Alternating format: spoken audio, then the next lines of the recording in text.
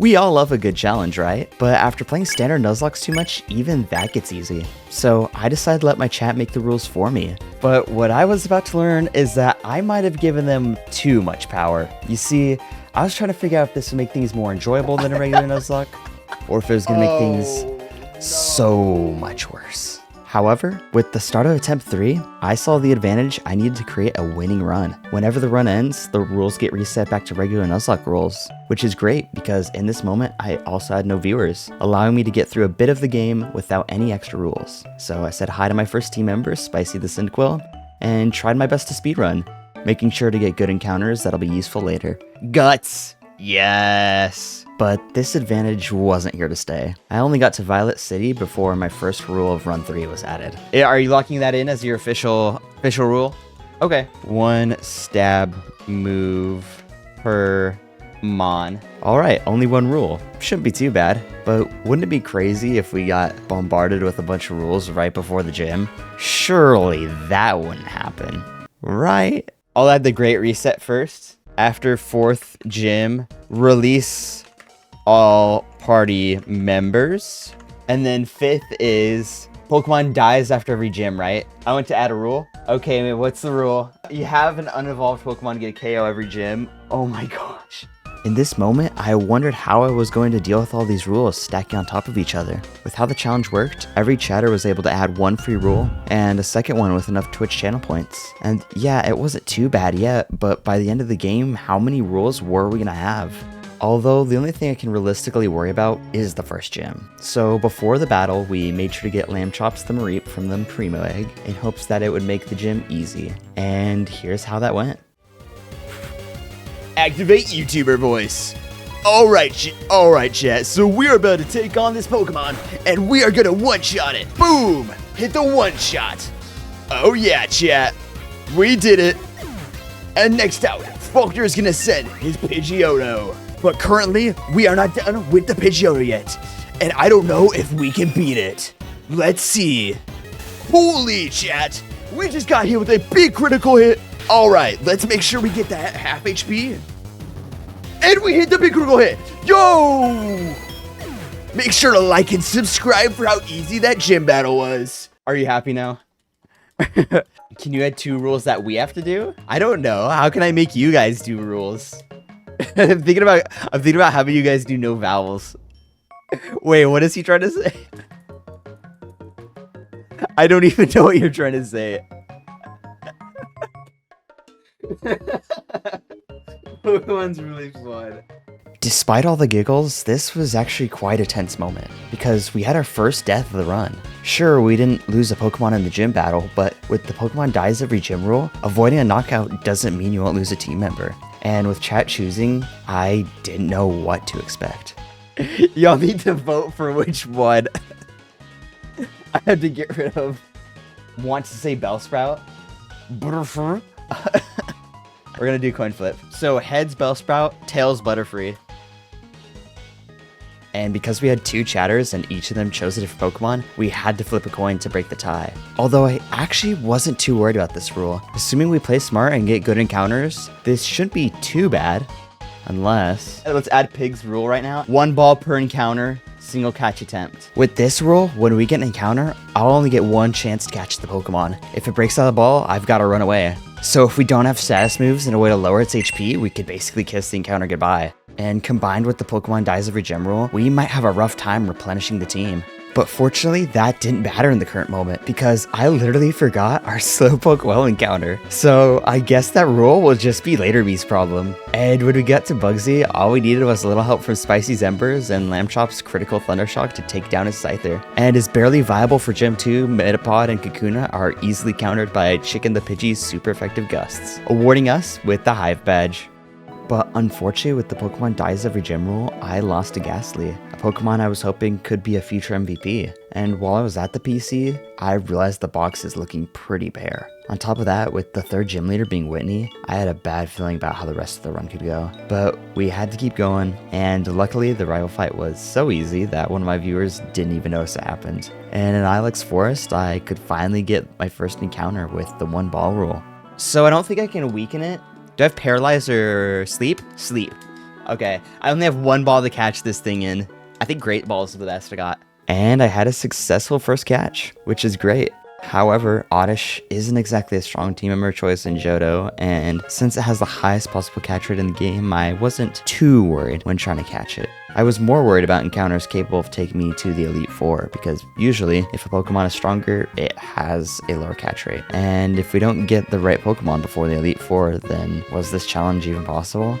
But with our current problem with Whitney, I had to devise a plan, and I knew just who our MVP could be. Stu the Rattata. Stu has the ability Guts, and at Goldenrod City's Daily Drawing Corner, not only do you have the chance to fill your bag full of Rossberries, but you have the chance to win the TM for Facade. And with the Stab and Guts boosts, Stu's Facade was capable of doing massive damage. But before we head to our gym, we still Kenya the Spearow in order to take advantage of Dupe's Claws, because we want to get a Heracross. A good fighting type like Heracross would be perfect for Whitney, but after backtracking to Azalea and headbutting the tree, well, we got Apom.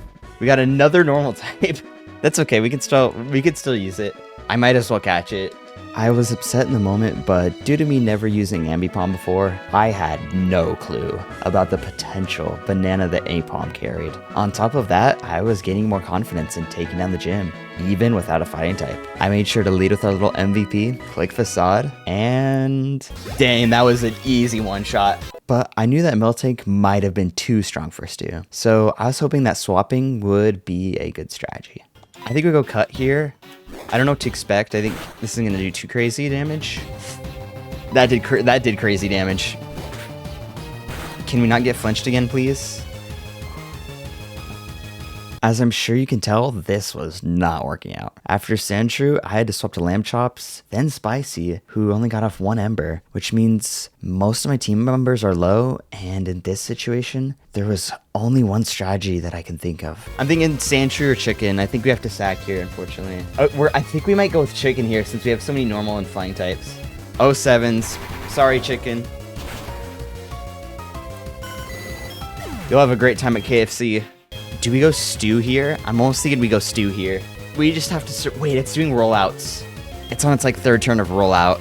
It's gonna one-shot Butterfree. Okay. I think we just go for it.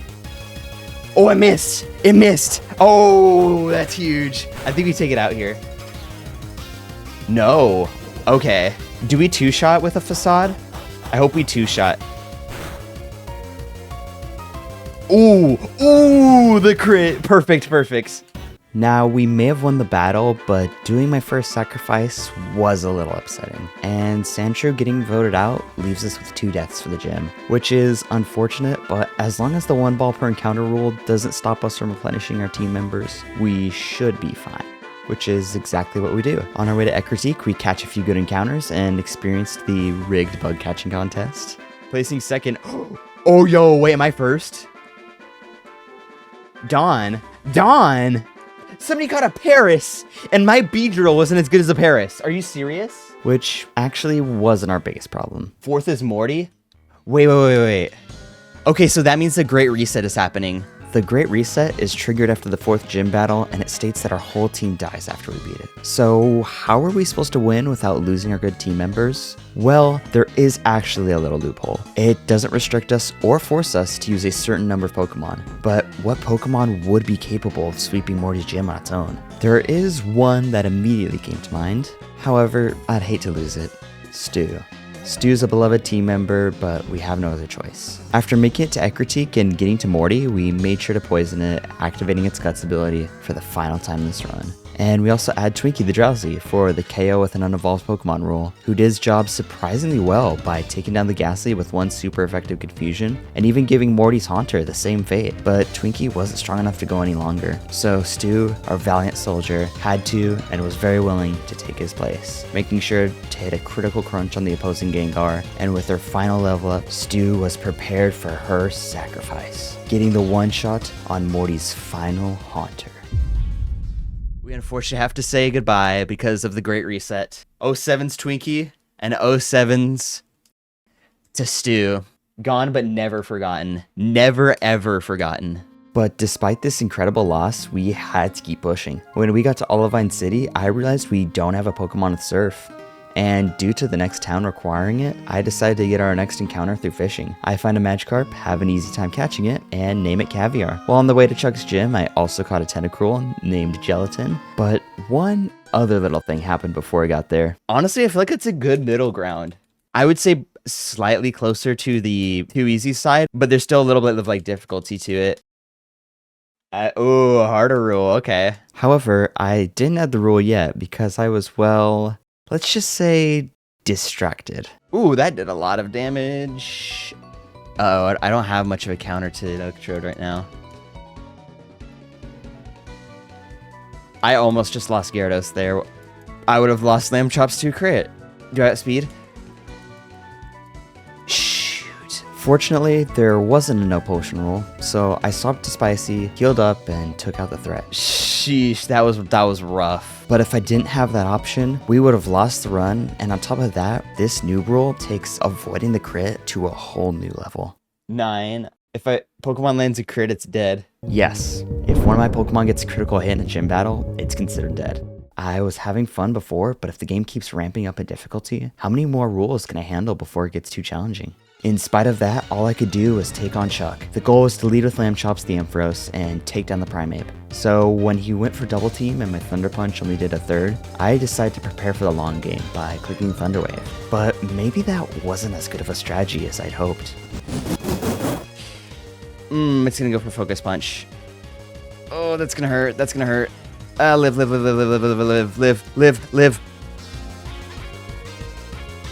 Fortunately, Ampharos survived the hit, even if it was just barely. And despite him charging up another Focus Punch, I wasn't worried, due to my switch in Wings the Golbat, who 4 times resists the move. However, what was worrisome is the fact that when Wings fired off the Air Cutter, this happened. Due to the most recent rule, this was the final battle for Wings, and with my mind's forgetful nature, the pain wasn't immediately felt. Ooh, that crit, nice. But it was eventually realized. Big Blue added a rule where I have to, if I land a crit, I just landed a crit. Oh no. An unfortunate loss for sure, but the show must go on. I'm just gonna have Wings go all in, because it's lost its life already. After the decision was made, Wings only gets to hit 2 more Air Cutters before Poliwrath hits a merciless critical body slam. But luckily, all we need is some Twin Needles from Honeycomb and Dragon Rages from Caviar to bury this unsightly memory. And as if everything isn't collapsing in on me hard enough, chat decides to make their decision on who dies for the gym. Spicy? Spicy? What? Bro, that's my starter. Emotional, damn it. That's 2 out of 3, bro. 07's to my starter who didn't even die. I mean, we do have another fire type with Growlithe in the box, but to take away a man's starter is absolutely evil. I just hope that voting out my favorites doesn't become a new trend. But what is becoming a new trend is adding new rules. Yeah, we could add no status. Oh my goodness. And after getting the medicine for Ampharos and Lighthouse, we start preparing for Jasmine's gym. The strategy is to use Toast the Growlithe to get our unevolved Pokemon KO, and get Carrot the Nidorino Moonstone to evolve it into Nidoking. After Carrot's evolution, I lead with him and get off a double kick to do most of Magnemite's health. With that, I knew we just created the perfect opening for Toast to finish it off with a Fire Fang. But when I saw Steelix earlier than expected, I knew we had to shift our strategy a bit. So I swapped to Gelatin and hit a Surf. And when she goes for Sandstorm, I know not to fret, because all we need is one more Surf. And with her final Magnemite on the battlefield, a few super effective double kicks from Nidoking gets us the win. And not only did we get the win, but I feel like I gained my confidence back when my chat decided to vote out Honeycomb the Beedrill, a Pokemon that I wasn't going to be needing for the rest of the run. For a while there, I was worried all of my good Pokemon were going to be voted out. However, chat pulled through, and in that moment, I couldn't thank them enough. But what was next on our plate was Price, the Ice-type gym leader. I had good counters in Toast and Lamb Chops, although I still wanted another Pokemon to really secure the win. And luckily for me, the game provided. Looking at it, Mankey wouldn't be bad. Wait. The headbutt Pokemon is Heracross. Heracross, Spearow, and Apom. I have Apom, I have Spearow. This is a guaranteed Heracross. However, there's actually a few issues that we have to tackle when it comes to catching it. Due to the 1-ball rule, I only have a single ball to catch it, which wouldn't be that bad if it didn't have a low catch rate. As well as that, how was I going to weaken it when no one on my team could learn False Swipe? Well, luckily, chat helped me out with that one too. Beedrill. Do we count Beedrill though, since it was dead? I don't know if I should allow to use Beedrill if it's dead. If it's not a major battle, I think it's okay. Well, you know what? I like your rule set. Hey, chat picks the rules. I don't. Which was nice because without my chat, I wouldn't have had the best possible shot at Heracross. When I got there, I hit 2 false swipes, swapped an Ampharos to paralyze it from static, and after throwing a net ball... Please catch, please. Yes! Yes! Yes! We decide to name it Crosserole, a mix of Casserole and Heracross. And when I looked to see it had the ability Guts, I knew Stu was watching over us from the Poke Afterlife. But before we could take our blessed Heracross to the next gym, we start the Team Rocket storyline. Team Rocket are a group of people well known in the Johto region for being charity workers. They were nice enough to give me another Gyarados that I named Fish and Chips, which we could luckily catch due to the shiny claws. Aren't they so sweet? Because of all the kindness they showed me, I decided to go down into their lovely little secret base to personally give them a thank you. And this dude named Lance or something wanted to come with me. I thought he was a little weird, I don't know. I didn't know him, but I let him go with me anyway. While we're down there, we're greeted by the charity workers. They allow me to catch one of their Voltorb, and I name it Gumball. They help me evolve Banana the Apom into an Ambipom. Yes! Ambipom. And these amazing people still are not done giving. When I meet their admin, Ariana, she made sure to use a weak team so she could give me more free experience. Wow, what kind Samaritans. But after we finished up with Team Rocket, I made sure to activate Crosserol's ability Guts, preparing us for the gym battle against Price. But I knew it wasn't going to be my lead. Radish, the Gloom was. I knew Radish was capable of taking on Price's seal, and after a few Mega Drains, she proved it to me, helping us get the unevolved Pokemon KO. After we finish up, Crosserol comes out for Price's Piloswine, and it takes it down in only 2 Brick Breaks. But he isn't able to stay in after the hail and poison damage. But luckily, we have a Pokemon capable of taking down his Dugong, Lamb Chops. And with one discharge doing over half, we easily had this in the bag. Or so I thought. Nice we got the crit. No, wait, we got the crit! You know what that means? Yep, unfortunately I do. With the no crits rule, Lamb Chops is no longer with us, which is absolutely disheartening. To watch a baby Pokemon hatch from an egg, grow up strong and capable, to finally watch it fire off its last move is a rough experience. Which, honestly, is just more fuel for my fire. I am gonna make it to the Pokemon League, if not for myself, then for my fallen friend Lamb Chops. Oh yeah, and Kenya was voted out. But before we can get to the final gym, we actually have a nice little visit with Team Rocket again.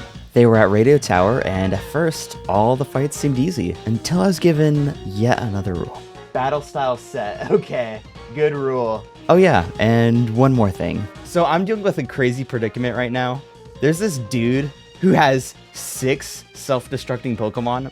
So right now I'm trying to figure out how I don't lose the entire run right now. This means that the only safe way to get a victory is to either outspeed and one-shot his entire team, or have a ghost type. Due to self-destruct's high base power, most if not all my team members won't survive a hit. Unfortunately for me, I don't have a ghost type that's alive, which makes outspeeding and one-shotting my only option. But as I went through the calcs, I didn't have anybody who's capable of that, until I realized something. This is an encounter. I don't have my game corner encounter. See, Team Rocket really is nice. Petrol made sure to have a full team of poison types so you could sweep him with a local Abra. And after I finished up with Spam the A button simulator, I made my way to the final Team Rocket fight with Archer, which was very easy. And for some reason he talked about disbanding Team Rocket?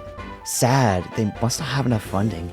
Anyways, it's time we lock our focus on Claire, the final gym leader. And with her team of dragon types, I knew this gym wasn't going to be easy. However, in Ice Path, there is one little Pokemon who could really help us out, and that's Swinub. Now, there is also a chance I get Jinx, which wouldn't be a bad encounter, but the Swinub line seemed like it'd be a better in the long run due to Mamoswine's higher base stats. And luckily, I did find a way to guarantee it. Repels always make sure that wild Pokemon who are lower level than your first party member cannot appear.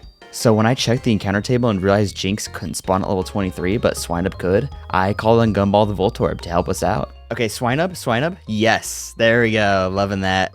And luckily, I was able to catch it in the first ball. I decided to name our little Dragon Slayer Ham, evolved him into a Piloswine, and head out of Ice Path into Blackthorn City, which gives us the opportunity to obtain our final gym badge.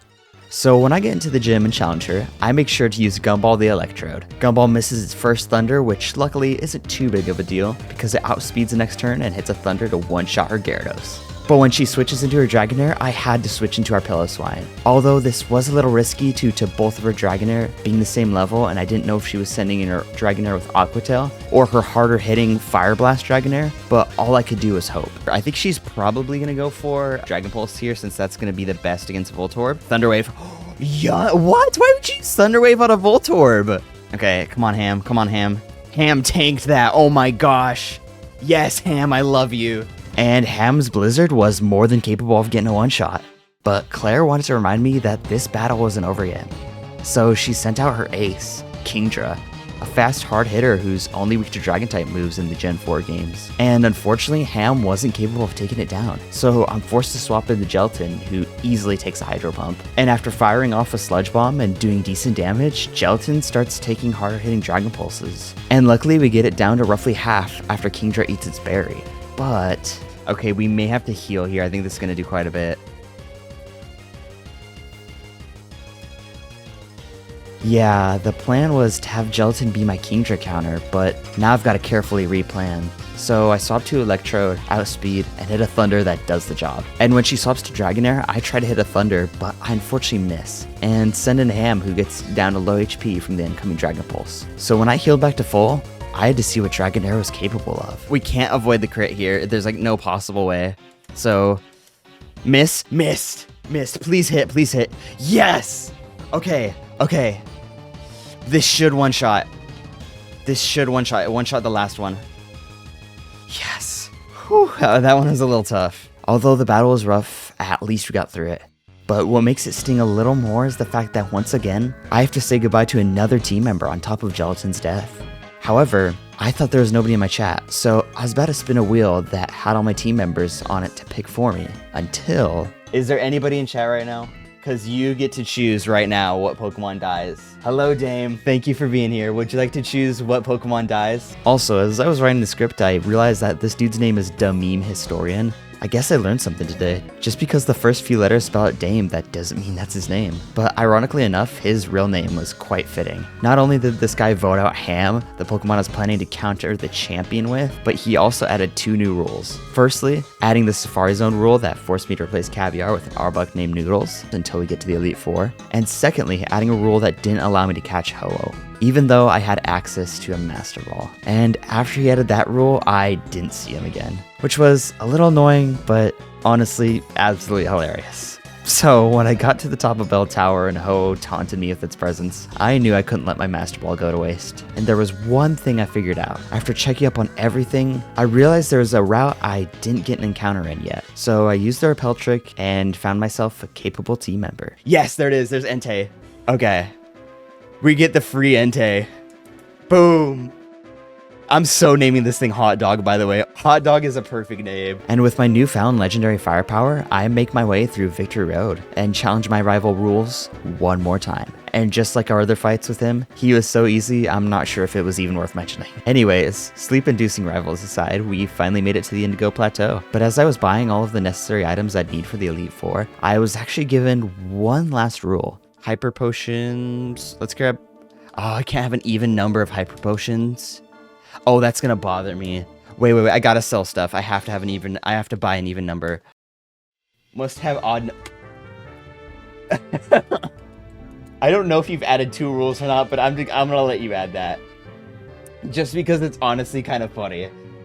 But it's also annoying. Luckily for me, it was more of a goofy troll than a difficult challenge, but before we head into Elite Four, here's the team we're going with. Alakazam, I forgot to name it and go to the name raider. Crosserole the Heracross, Banana the Apom, Caviar the Gyarados, Gumball the Electrode, and Carrot the Nidoking. And we also had to pay a visit to the biggest death box I've ever had. Comment F to pay respects and let me know who you think has the most lore. Once we get past the badge check, we meet Will. The strategy was to use Alakazam and one-shot his team members with Shadow Ball. And that worked out very well. So well, in fact, that we're moving on to Koga. I made sure to lead with Carrot, and after 2 Rock Tombs, we take down his Ariados. But then we get hit by a move I wasn't expecting. Psychic. I forgot I had Psychic. Fortunately, Venomoth didn't get a crit, and we outspeed to take it out. However, we weren't out of danger just yet, because he sent out his Fortress, who has the move Explosion. And with Carrot being so low, I knew I couldn't survive one. But we also didn't have anyone else who I thought could tank one. So I hit an Earth Power and hope. Oh, please don't go for Explosion. Please don't go for Explosion. Please don't go for Explosion. Toxic Spikes. Dude, okay, we're fine. We did not lose Carrot, which was quite the relief, and we continued to be fine for the rest of the battle. We outspeed, take down the Fortress, and as the rest of his team goes down to more Rock Tombs and Earth Powers, we're allowed to take on Bruno. And I'll just let Stream Wagaman take it from here. I could just sit back and relax. Have fun, Alakazam. Do your thing. Oh no, his ace. Whatever will I do? It's not like I have a move that's super effective. Stab, and I have Choice Band, and I'm faster, and I'm a crazy special attacker, and I get a crit. What? Yeah, that's just Bruno being Bruno. Although Karen wasn't as easy. We lead with Crossel Roll, one-shot her Umbreon, then Crossel Roll one-shots 3 of our 4 remaining team members. Hey, all I said was Karen wasn't going to be as easy. I didn't say anything about her being hard, but to finish off her last team member, all I had to do was swap into Alakazam and one-shot her Vileplume with Psychic. But as the final door shut with a heavy thud behind me, I walked the dark crimson carpet to find a familiar face. And although I saw his Dragonite crush Team Rocket with ease, I wasn't going to allow that to happen to the team me and my chat so lovingly trained and bonded over. So I preemptively prepared Gumball for his first Pokemon, Gyarados. I click Thunder, hoping its lower accuracy won't be a problem. Please hit it. Yes! Yes! And with its 4 times weakness to electric type attacks, it falls in one hit. But as this Dragonite comes out, I realized that clicking the inaccurate Thunder was a risky move. On top of that, I also needed a safe switch on the hard-hitting Dragonite. So I do what's best for the run. 07's Gumball. Thank you. Thank you for your service. Despite the fact that it doesn't do much damage, it does allow me to get the safe switch I need. And fortunately, swapping into Alakazam gives me the speed advantage, letting Alakazam hit Psychic to clean up the rest of Dragonite's HP without getting hurt. But Lance's next move gave me a little surprise. Oh, Aerodactyl? I wasn't expecting that switch. What does Aerodactyl have on it? It has Crunch. With Crunch, Aerodactyl would definitely one-shot, but I also didn't plan a safe switch, although I did wonder if Psychic could one-shot, so I took the chance. This is not part of the plan, but let's just go with it. Oh! Okay. Alakazam putting in more work. Charizard. Why is he going for Charizard right now? Okay, let's just keep going to Alakazam. Let's keep going until Alakazam can't... Oh, he's switching to Charizard because of Shadow Claw. Okay. Come on, Alakazam, can you live this? No, okay. It was a crit, of course. Unfortunately, in the middle of war, there is no time for remorse. But I was lucky. Alakazam did even more work than I expected, and that allowed for Banana the Apom to clean up after Lance's full restore spam. Although, after the Charizard goes down, Lance sends out another Dragonite, one of his 2 remaining threats. And despite Banana's best efforts to quell the beast, this happens. I think Banana survives. Not a crit. Okay.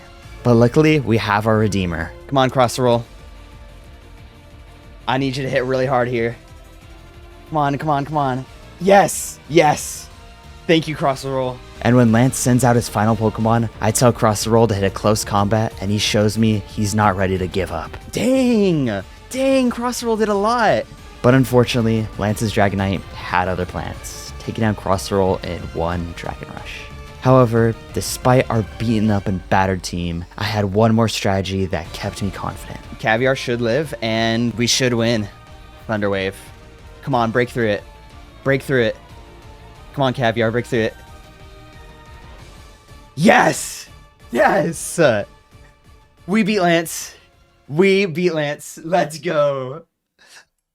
But before we're finished, if you've played these games, you're probably familiar with the post game. So here's how that went.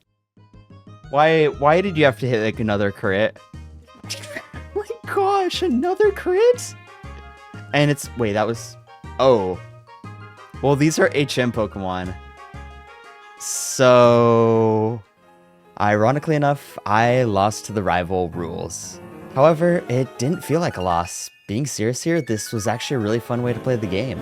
I didn't know if the incoming chatter was going to be nice and help me out, or if they just simply wanted to watch me suffer.